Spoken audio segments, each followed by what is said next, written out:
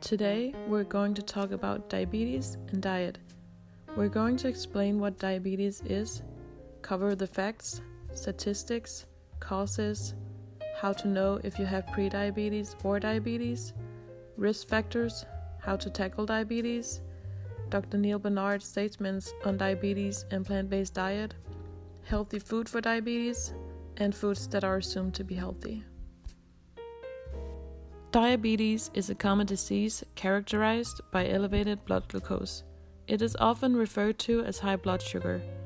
Normally, after you eat, some of the food is broken down into glucose and is transported through the body in the bloodstream. The increase in the blood glucose triggers the pancreas, which is a small organ in the abdomen, to release insulin. Insulin is a hormone that helps glucose get into the cells and store it as energy for later use.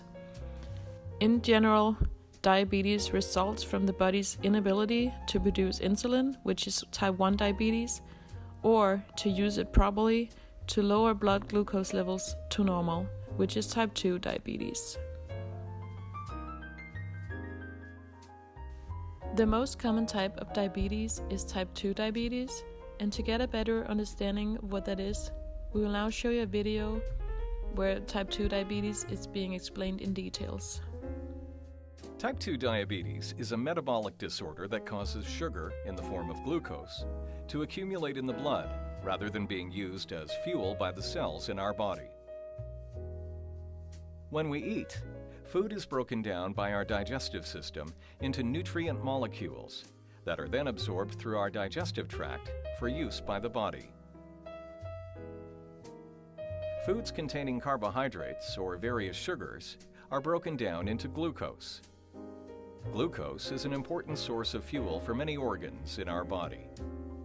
However, to be able to use the glucose for fuel, the glucose molecule must first enter into the cell.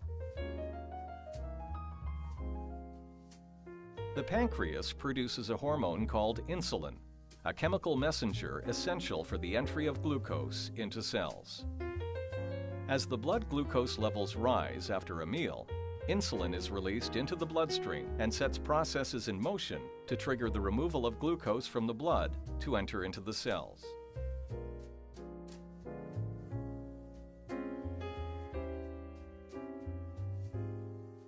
In type 2 diabetes, the cells become resistant to insulin and ignore its message to absorb glucose. This is known as insulin resistance.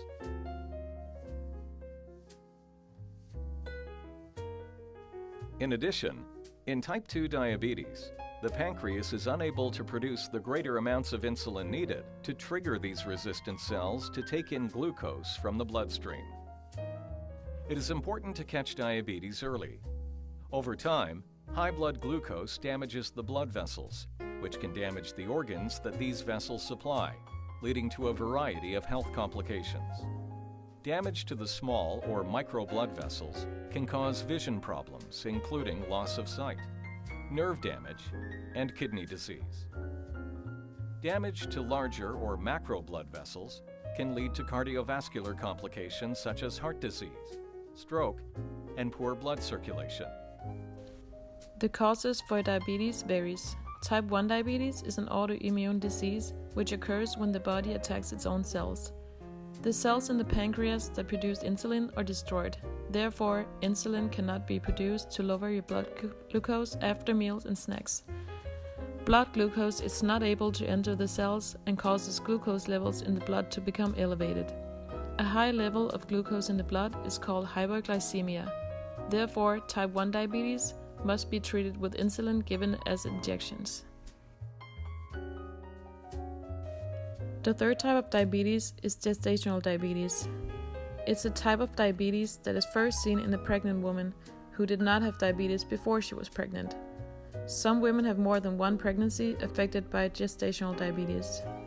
Gestational diabetes usually shows up in the middle of pregnancy. Doctors most often test for it between 24 and 28 weeks of pregnancy. Often, gestational diabetes can be controlled through eating healthy foods and regular exercise. Sometimes, a woman with gestational diabetes must also take insulin. Blood sugar that is not well controlled in a woman with gestational diabetes can lead to problems for the pregnant woman and the baby. The problems can be an extra-large baby, C-section, preeclampsia, which is high blood pressure, and hypoglycemia, which is low blood sugar.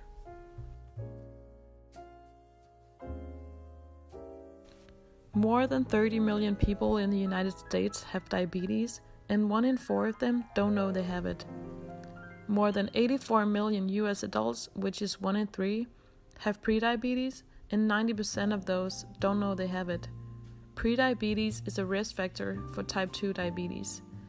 Being overweight, being 45 years or older, and being physically active less than 3 times a week are risk factors for prediabetes and type 2 diabetes. In 2017, the total estimated cost of diagnosed diabetes was $327 billion. Type 1 diabetes tends to occur in younger people, although it can develop at any age. Another type of diabetes is gestational diabetes, which occurs during pregnancy. Within the past decades, there has been a significant increase in the number of US population with diagnosed diabetes.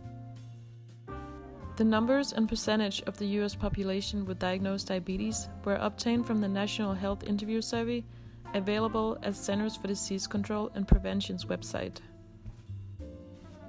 In 1985, the percentage of the US population with diagnosed diabetes was 2.62. The number of people with diagnosed diabetes was 6.13 million. In 2015, the percentage was 7.4, and the number of people was 23.35 million. To find out if you have prediabetes or diabetes, you can get your blood glucose levels tested. Prediabetes is diagnosed when the fasting blood glucose is above normal, which is greater than 100 mg per deciliter, but below the cutoff for diagnosing diabetes, that is 126 mg per deciliter. If your glucose level is in this range, you are at higher risk for cardiovascular disease in addition to developing type 2 diabetes. Although a diagnosis of prediabetes increases your risk, it does not mean that type 2 diabetes is unavoidable or that prediabetes is not reversible. An HbA1c test may also be used to check for diabetes or prediabetes in adults. If you already have diabetes, an HbA1c test can help monitor your condition and glucose levels. You may need an HbA1c test if you have symptoms of diabetes.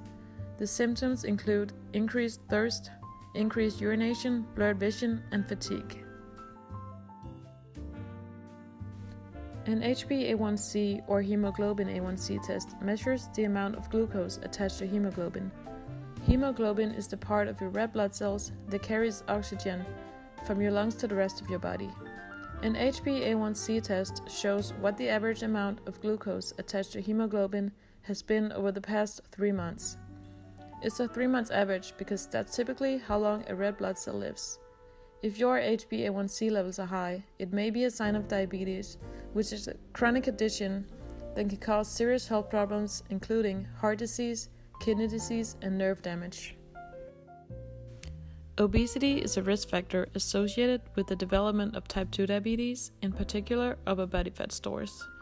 Other risk factors are prediabetes, age greater than 45 years old, family history of diabetes, other health concerns like low HDL cholesterol, high triglycerides, and high blood pressure, women who had gestational diabetes or have had a baby weighing 9 pounds or more at birth, and certain racial and ethnic groups including non-Hispanic blacks, Hispanic Americans, Asian Americans and Pacific Islanders, American Indians, and Alaska Natives.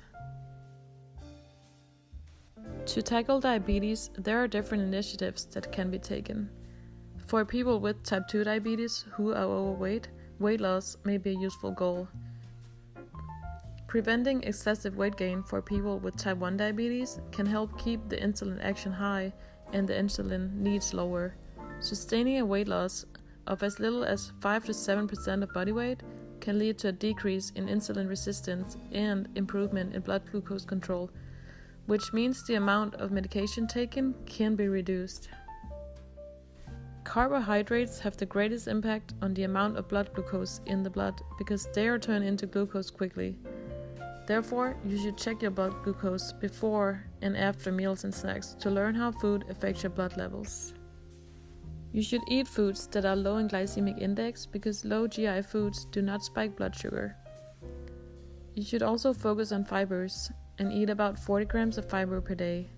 Fiber helps improve blood glucose control. It may reduce blood glucose and cholesterol, all while slowing digestion of carbohydrates to glucose and thereby keeping your blood glucose more stable. A high intake of dietary fiber, specifically cereal and fruit fiber, has been shown to lower the risk of heart disease by trapping fat and cholesterol during the digestive process and eliminating cholesterol through the stools. According to a study in 2003 funded by the National Institutes of Health, it was determined that a plant-based diet controlled blood sugar 3 times more effectively than a traditional diabetes diet that limited calories and carbohydrates. Within weeks on a plant-based diet, participants saw dramatic health improvements. They lost weight, insulin sensitivity improved, and HbA1c levels dropped. Another thing to do to tackle diabetes is to limit high-fat foods.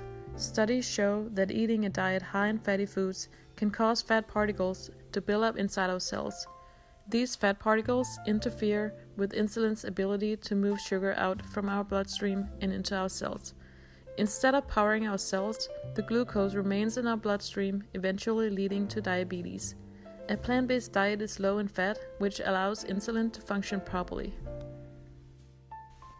Dr. Neal Barnard, president of the Physician Committee, has stated that a plant-based diet is a powerful tool for preventing, managing, and even reversing type 2 diabetes. Not only is it the most delicious prescription you can imagine, but it's also easy to follow. Unlike other diets, there is no calorie counting, no skimpy portions, and no carb counting. Plus, all the side effects are good ones. We will now play a video where Dr. Neal Barnard speaks about diabetes and a plant-based diet. In diabetes, there's too much sugar in the blood. And up until now, people with diabetes have said, well, too much sugar in my blood, don't eat sugar. Well, we reasoned that in countries like China, Japan, Thailand, Cambodia, where it's a very high carbohydrate diet but a very low fat diet, given that they have the lowest diabetes rates in the world, we thought it's not carbohydrate. The problem has to do with fat. Those fats get into the cells that causes that insulin resistance, so the diet should be getting the fat out of the cells so insulin can work again. Type 2 diabetes used to be called adult onset. The problem is that the insulin, which is this hormone that acts like a key to let the sugar out of the blood into the muscle cells, where it can power your movements, that insulin key isn't working very well.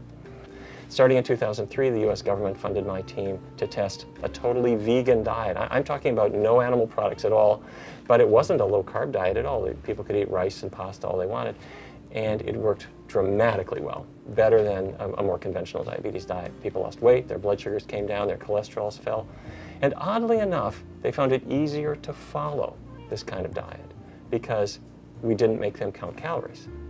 They could eat as much as they wanted.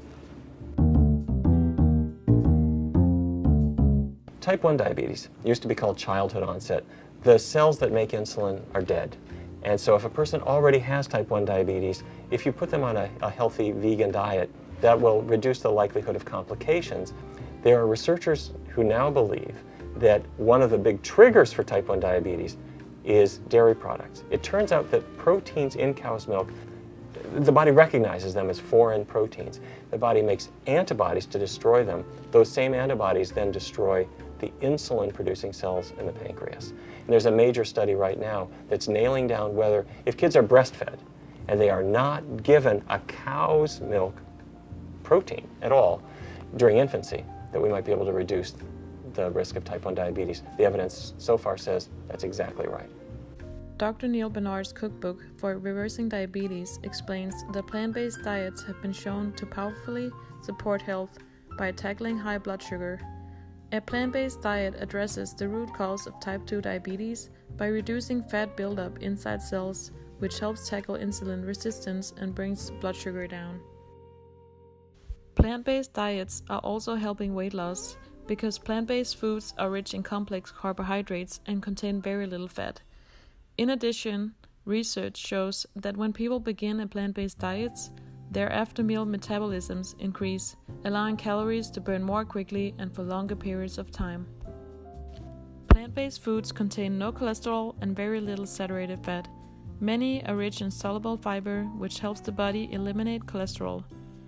Plants are also rich in potassium, low in saturated fat, and can help lead to weight loss, all of which can help reduce blood pressure. Evidence shows that a diet of fruits, vegetables, whole grains, and legumes can prevent and reverse diabetes. A grain is considered to be a whole grain as long as all three original parts, which are the bran, germ, and endosperm, are still present in the same proportions as when the grain was growing in the fields. Because of the phytochemicals and antioxidants, people who eat 3 daily servings of whole grains have been shown to reduce their risk of type 2 diabetes by 21 to 27%. Beans, oats, and sweet potatoes are examples of foods that are high in fiber and have a low glycemic index. Chickpeas are particularly beneficial at reducing blood sugar and increasing insulin sensitivity when compared with other high-carb foods. Leafy green vegetables, citrus fruits, bananas, avocados, raisins, and particularly dried apricots are rich in potassium, low in saturated fat, and can help lead to weight loss, all of which can help reduce blood pressure. Knowing what foods to buy and what to eat can be a challenge because some foods appear to be very healthy for you, when in fact they are not that great if you compare them to whole foods. An example of that is Glucerna, who makes shakes and bars that are designed to help minimize blood sugar spikes in people with diabetes, as it's stated on their website.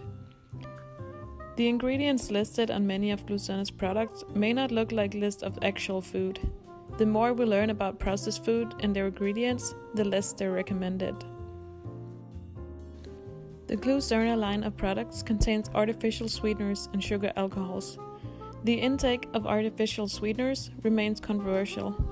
Studies have shown that these sweeteners can increase sugar cravings and lead to overeating, which can both be harmful to health, especially if someone is diabetic. Some studies have also shown a significant association between artificial sweeteners and diabetes. In small writing on their website, it also says that Glucerna's products are compared to high glycemic carbohydrates. And as we know, it is recommended to eat low GI foods, like steel-cut oats, whole wheat, beans and legumes, whole fruits, and non-starchy vegetables when you have diabetes. So in fact, a whole food plant-based diet would be a better choice than highly processed options. Whole foods provide the best nutritional value, no matter what a supplement label might claim. Type 2 diabetes management requires changes to your diet. Glucerna meal replacement shakes and snack bars may help if you have trouble managing your diet on your own. Still, it's important to remember that Glucerna is not a substitute for a healthy diet. If you want to see real results, it probably won't help to eat these products sometimes and then eat unhealthy meals. Another example of foods that are assumed to be healthy is this apple cereal bar found at Trader Joe's. On the front of the package, it says made with organic wheat and oats, and there is fresh apple slices on the picture. The picture and the word organic make it seem like it's super healthy and natural, but when you look on the back, you'll see a long list of ingredients. Some of them are natural, some of them are not. The bar also contains 16 grams of sugar, and 15 of those is added sugar, which is 30% of an average daily intake. Sugar is high in glycemic index, so if you have diabetes, you should especially be aware of this.